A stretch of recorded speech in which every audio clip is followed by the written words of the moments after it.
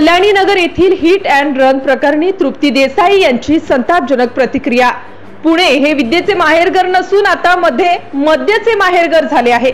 सर्वच आरोपींना मकोका अंतर्गत कारवाई करावी, तसेच सर्व पब अवैध धंदे पोलिसांनी तातडीने बंद करावेत।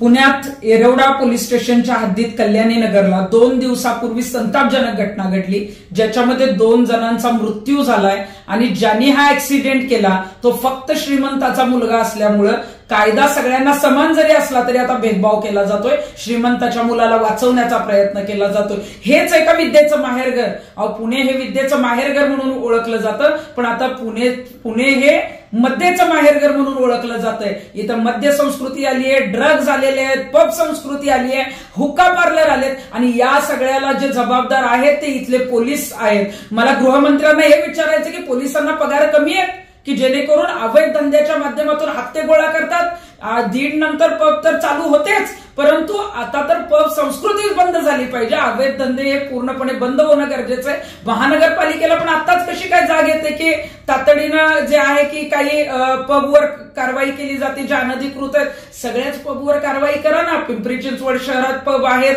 पुणे शहरात पब आहेत आणि याच्यामध्ये ज्या पोलीस स्टेशनच्या हद्दीमध्ये असे पब आहेत जे अनधिकृत आहेत, अवैधरित्या आहेत, अल्पवयीन मुलांना जे आहेत ते व्यसनाकडे नेणार आहेत, यांच्यावर कारवाई झाली पाहिजे।